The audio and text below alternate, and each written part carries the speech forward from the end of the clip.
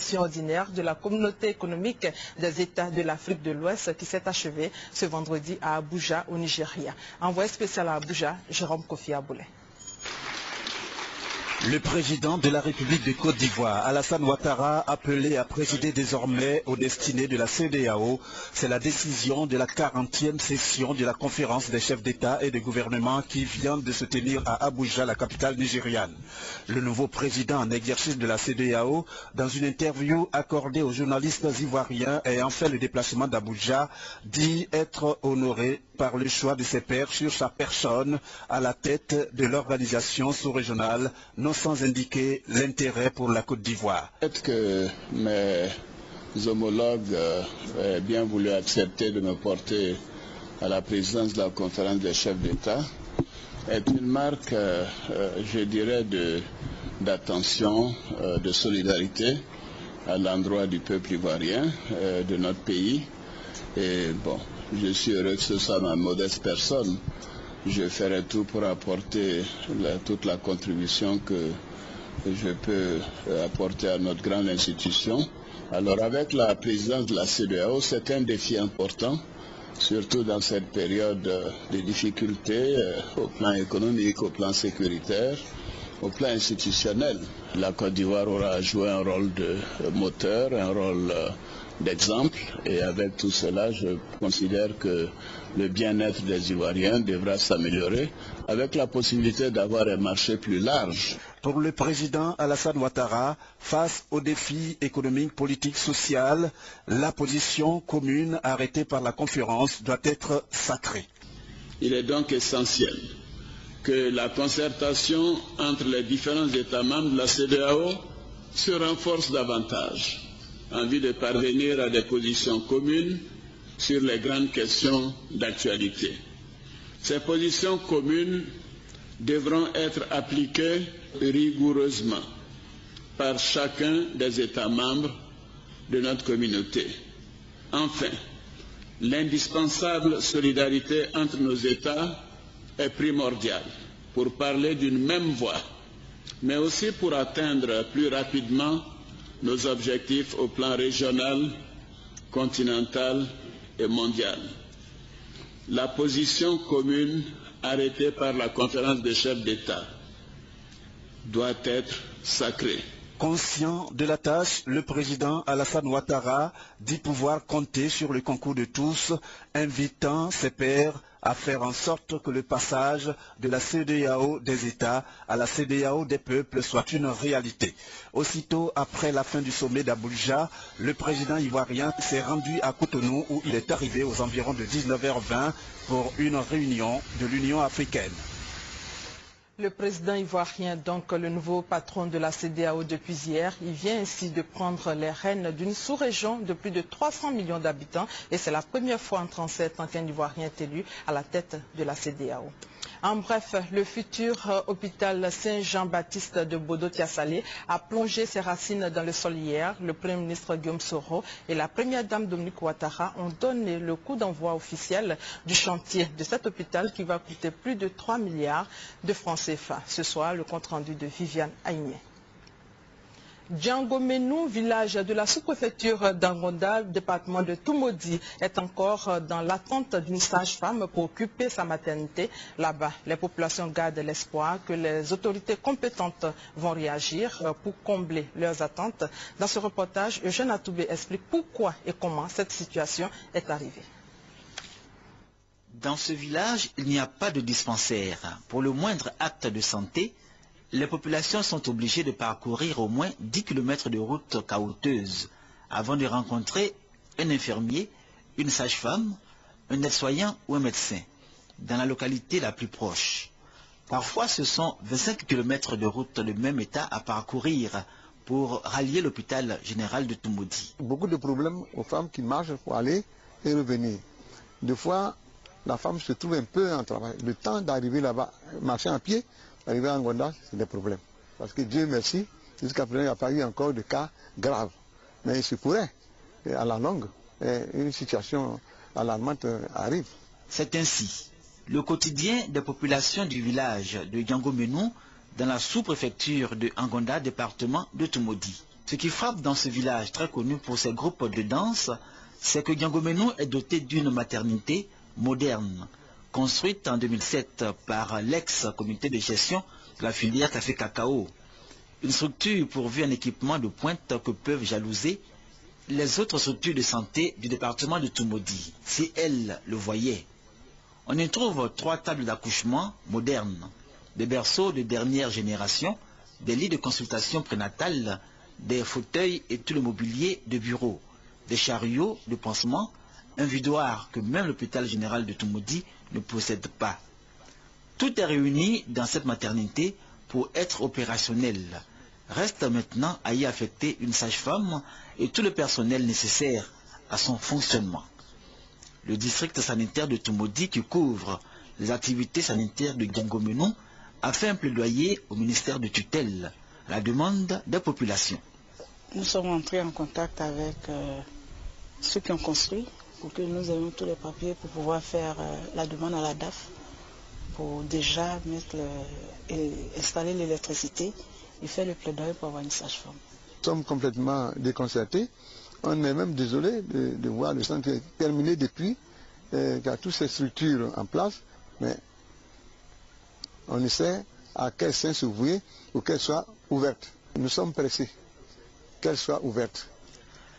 Chaque jour, les enfants, les hommes et les femmes de Diangoménou passent et repassent devant leur maternité avec un regard de tristesse. Maternité à laquelle ils n'y ont pas encore droit pour problèmes administratifs du temps, à en croire les sources sanitaires.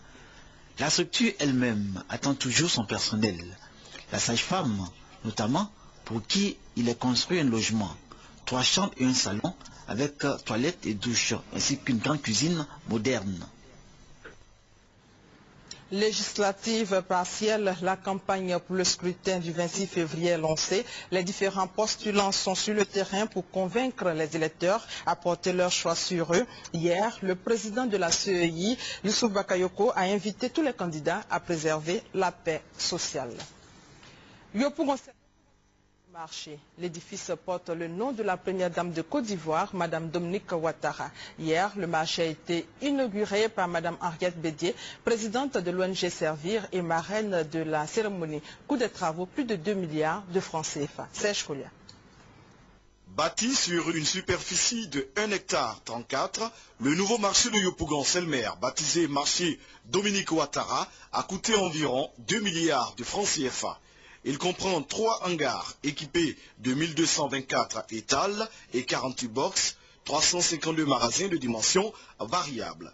Il est le fruit de la collaboration entre la mairie de Yopougon et une entreprise de construction de la place. La première pierre a été posée en mars 2009. Le docteur Yao Yao Bertin, maire de la commune de Yopougon, se réjouit de ce partenariat qui vient ainsi de se concrétiser. Pour le promoteur Iri Alain, aujourd'hui, c'est un marché moderne qui est livré aux commerçants de Yopougon-Selmer. Marraine de la cérémonie, Mme Henriette Konambédié a encouragé commerçants et locataires de ce marché, ainsi que la population de Yopougon, à l'union et à la solidarité en vue de chasser la pauvreté de Yopougon. Monsieur le maire, chère population de Yopougon, si après la crise, vous avez trouvé l'idée géniale de créer un tel joyau, c'est que vous avez compris le message cher au président de la République, Ado, et à son aîné, le président Bédié, qui vous invite aux valeurs du pardon, de l'union, de la paix, du partage, du progrès et du bonheur. Le marché Dominique Ouattara a été inauguré par Mme Henriette Konambédié.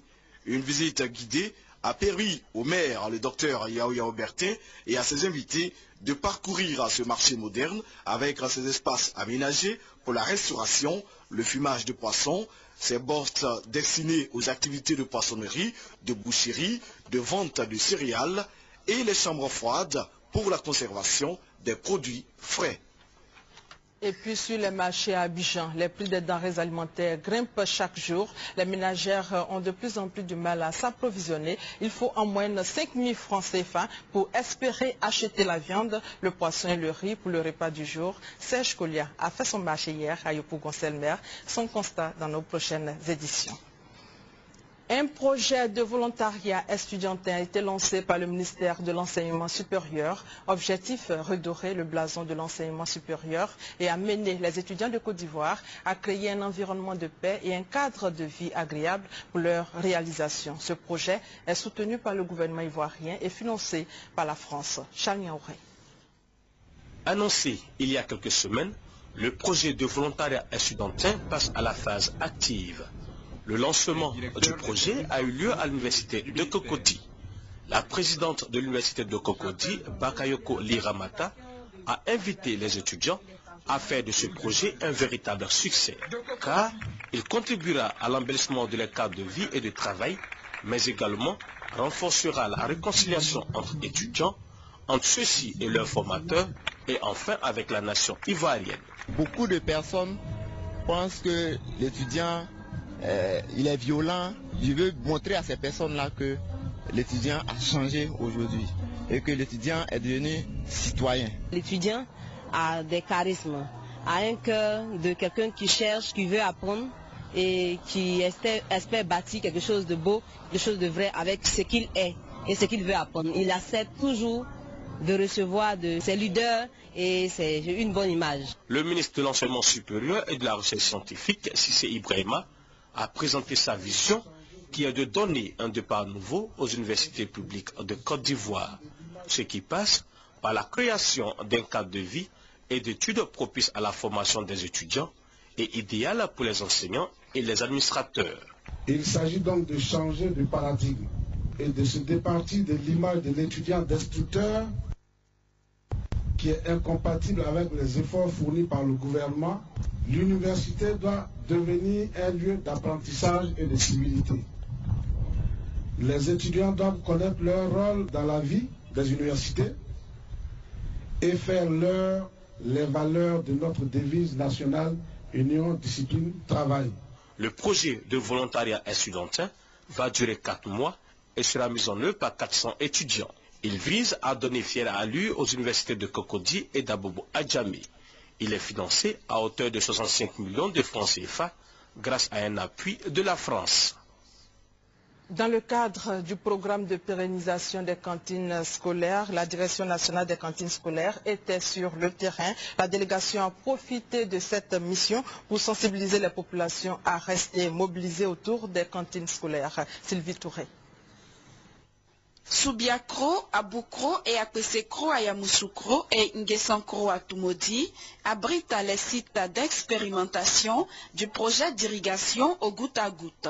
Ce projet a un double objectif: produire du vivrier pour approvisionner les cantines scolaires et créer pour les femmes de ces localités des activités génératrices de revenus. Pour s'enquérir de l'avancée du projet, la directrice nationale des cantines scolaires, Karidia Kone-Soukoulé, a fait le tour des localités concernées. Le constat est saisissant.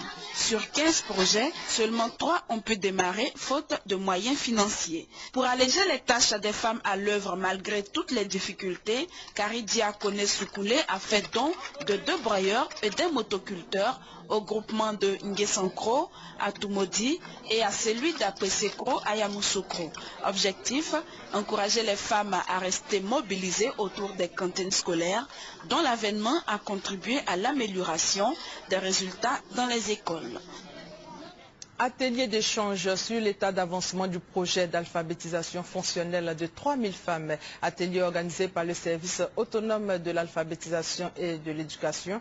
Objectif: contribuer à la reconstruction du système éducatif ivoirien et à la lutte contre la pauvreté. Abou Sanogo. Contribuer à la reconstruction du système éducatif ivoirien et à la lutte contre la pauvreté. Renforcer la pérennisation des 100 cantines scolaires par l'alphabétisation fonctionnelle de 3000 membres des groupements villageois en vue de l'amélioration de leur capacité organisationnelle et de gestion. C'est l'objectif de l'atelier d'échange sur l'état d'avancement du projet d'alphabétisation fonctionnelle de 3000 femmes, membres des groupements villageois autour des cantines scolaires, organisés par le service autonome de l'alphabétisation et de l'éducation non formelle en partenariat avec le service national des cantines scolaires et le PNUD. L'impact pour ces femmes, c'est que désormais, elles savent lire et écrire, elles savent mieux doser leurs aliments pour les cantines scolaires, leur production s'améliore, elles gèrent au mieux, j'allais dire, leurs activités quotidiennes. Gondo Vincent, représentant le ministre de l'Éducation nationale, a salué les efforts du chef du service autonome de l'alphabétisation et de l'éducation non formelle et l'a encouragé à redoubler d'efforts pour réduire le taux d'analphabétisation en Côte d'Ivoire. L'atelier d'échange sur l'état d'avancement du projet d'alphabétisation fonctionnelle de 3000 femmes s'avère indispensable pour la réussite du projet compte tenu du rôle prépondérant que jouent les femmes dans le développement communautaire. Le ministre d'État, ministre de l'Intérieur, Ahmed Bakayoko, a échangé avec l'Office national de la protection civile. Objectif, faire le bilan de la mission de l'Office national de la protection civile. Le ministre d'État, ministre de l'Intérieur, a invité l'ONPC à assurer la sécurité des personnes contre les risques d'incendie et de panique. Abou Sango, une fois encore sollicité. Désormais, les bâtiments, les opérations immobilières qui ne respectent pas les normes et règles de protection civile seront fermées. C'est ce qui ressort de la rencontre que le ministre d'État, ministre de l'Intérieur, Ahmed Bakayoko, a eue avec l'Office national de la protection civile, dirigé par le général Kili Fanyidi Fiacre.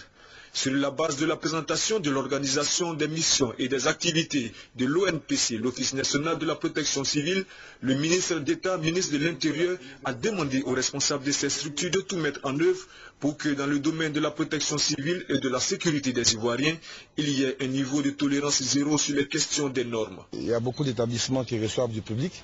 Ces établissements, dans leur construction, dans leur mode de fonctionnement, doivent respecter un certain nombre de critères. Il y a des hôtels, il y a des maquis, il y a des restaurants, il y a des boîtes de nuit, il y a même la construction des immeubles. À partir d'un certain niveau, il y a des exigences et tout cela n'est pas respecté.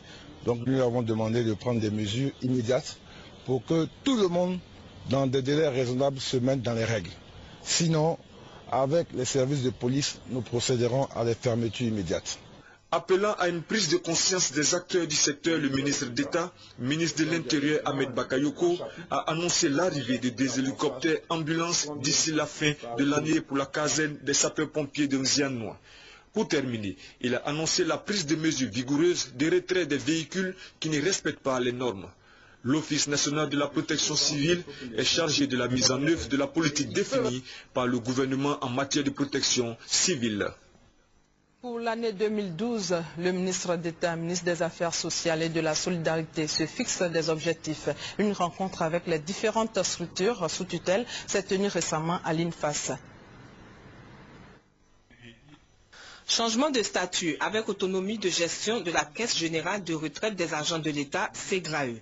Modification du statut de la Caisse nationale de prévoyance sociale, CNPS, redynamisation de l'AGEP et soutien aux travailleurs sociaux.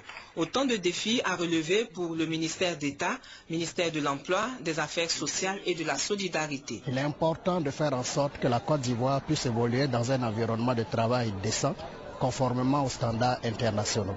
Il faut retenir que la politique nationale de l'emploi est en voie de finalisation et il s'agit de faire en sorte que ce référentiel puisse mettre en cohérence l'ensemble des initiatives qui se rapportent à la promotion de l'emploi et à la résorption de la question du chômage, notamment celui des jeunes. Il s'agit de faire en sorte que les structures d'offres de services de base puissent apporter la meilleure réponse aux populations qui sont en situation de vulnérabilité, en situation de demande sociale.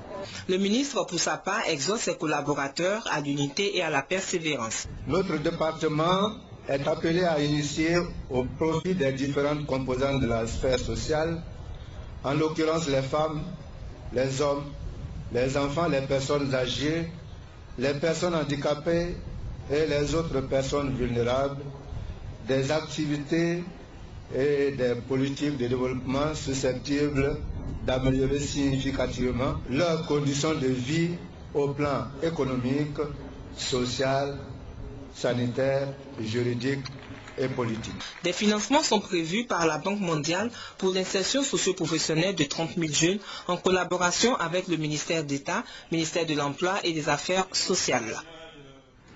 C'était le reportage de Mamadou Kouassi, commenté par Patricia Oumou-Etia.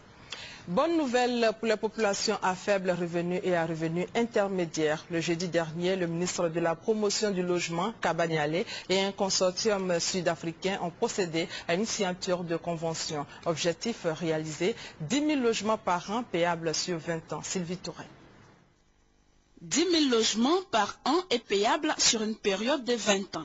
L'offre est d'un consortium sud-africain intéressé par la politique nationale de logement visant à faciliter l'acquisition aux populations à faible revenu et à revenus intermédiaires. Cette offre, qui a fait l'objet d'un protocole d'accord, fait obligation au consortium, en plus de la production de logements, de construire en Côte d'Ivoire une usine de fabrication de matériaux. À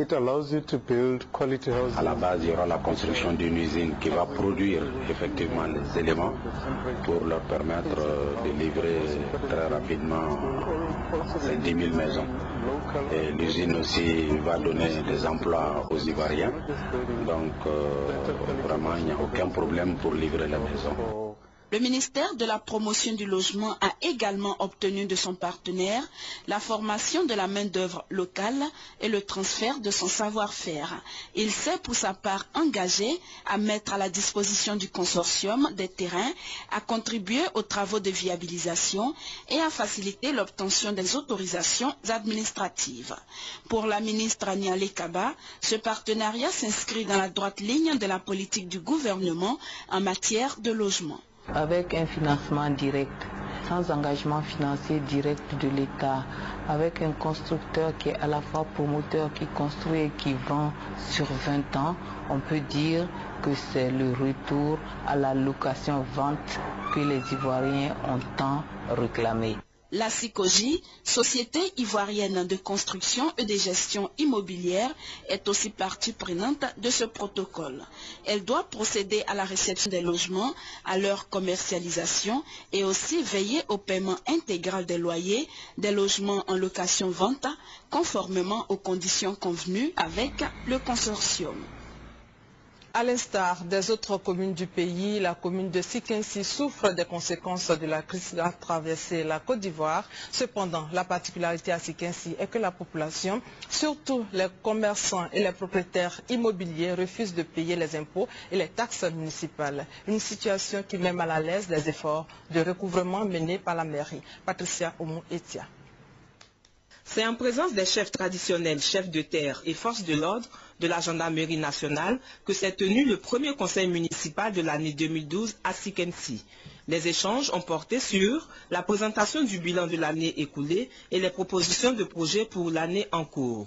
Le faible taux de recouvrement d'environ 18 millions de francs CFA récoltés au cours de l'année écoulée est mis au compte de la crise post-électorale. Somme jugée insuffisante face aux charges de la mairie et des travaux à réaliser, indique le maire de Sikensi. Aucune commune ne peut vivre sans taxe municipale. L'impôt foncier est une ressource capitale pour les collectivités. Mais en même temps, les parents, vous savez, c'est pareil partout. Les parents, au même moment qu'ils veulent le développement, mais en même temps, ils sont un peu lents dans la mentalité au niveau des taxes à libérer. L'impôt foncier, par exemple.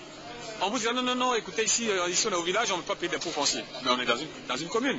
Alors, en même temps qu'on veut le développement, en même temps on ne veut pas toucher aux principes ancestraux, on veut manger les omelettes, mais on refuse de casser les œufs. Non, il faut que les parents comprennent qu'une ville, c'est une ville. Une commune, c'est un centre urbain. Ce n'est pas un village. Abo Faustin ne compte pas pour autant baisser les bras face au manque de moyens. Il entend multiplier les rencontres avec l'État et les partenaires pour sortir Sikensi de la crise. Les populations de la commune d'Abobo, sans distinction de race et d'appartenance politique, sociale et religieuse, ont désormais un espace de rencontre. Il s'agit pour elles d'échanger sur les actions de réconciliation et de développement de la commune. C'est un don du premier adjoint au maire d'Abobo, Lassana Meïté. Abou Sanogo. La réconciliation est en marche dans la commune d'Abobo. Les populations ont désormais un espace de rencontre pour échanger sur les malentendus qui les ont opposés à un moment en vue de mieux cultiver les vivre ensemble. Ce bâtiment de 5 pièces, 6 à Abobo, Sogefia, offert par Lassana Meïti, le premier adjoint au maire de la commune d'Abobo, appartient aux habitants d'Abobo sans distinction d'appartenance politique, sociale et religieuse selon le donateur. Lassana Meïti souhaite que ce siège serve de lieu de réflexion sur des actions de développement de la commune d'Abobo. Il insiste sur l'union et l'esprit de travail des Abobolais. Les populations venues nombreuses à cette cérémonie de remise de sièges épousent la vision de Meïté Lansana. Elles ont pris l'engagement d'être des ambassadeurs du vivre ensemble et de la tolérance dans leurs zones respectives. Et puis hors de la Côte d'Ivoire, en République démocratique du Congo, c'est un député du parti d'opposition UDPS qui a été désigné provisoirement président de l'Assemblée nationale issu du scrutin du 28 novembre dernier. Regardez. C'est un député de l'opposition qui a été désigné à la tête du bureau provisoire de la nouvelle Assemblée nationale congolaise. Timothée Kombo est le doyen d'âge de cette chambre. C'est aussi le seul député de l'UDPS, le parti d'Etienne Tshisekedi, qui était présent à l'ouverture de la session extraordinaire du Parlement. Merci. Les Congolaises et Congolais qui nous ont élus attendent de nous le changement dans notre manière de nous comporter, dans notre manière d'agir, dans notre manière de servir l'État. Sur les 500 sièges de l'Assemblée, 132 députés manquaient à l'appel, parmi lesquels la presque totalité des députés de l'opposition. Nous luttons pour la justice. Au moment où la nouvelle Assemblée tenait sa première réunion extraordinaire, plusieurs élus de l'opposition étaient dans la rue, aux côtés des chrétiens qui ont tenté de protester jeudi contre les résultats des élections générales. Des policiers ont rapidement dispersé leur marche avec des gaz lacrymogènes. On a tiré des balles dans les chambres de vicaires, on a arrêté 3 prêtres, et avec une religieuse, et l'autre religieuse qui a blessé. Et bon, je ne sais pas, ça ce n'est pas la démocratie. L'Église catholique et l'opposition congolaise sont sur la même longueur d'onde. Elles n'accordent aucune légitimité aux nouvelles institutions congolaises issues des élections générales du 28 novembre. Le parti de l'opposant, Etienne Tshisekedi, a déjà évoqué l'idée de ne pas siéger dans la nouvelle Assemblée, mais aucune décision officielle n'a encore été annoncée. Quelques brèves pour terminer. Le spectaculaire carnaval de Rio s'ouvre pour 5 jours. C'est un marathon de 5 jours de samba, de musique et de fêtes qui doit attirer cette année 5 millions de personnes, dont 850 000 touristes étrangers. Et puis aux États-Unis, Barack Obama a levé au mois de janvier 29 millions de dollars pour financer la campagne pour sa réélection en novembre. C'est ce qu'a annoncé ce vendredi 17 février son équipe via le réseau social Twitter. Judith Assoumou a réalisé ce journal. Merci de votre fidélité.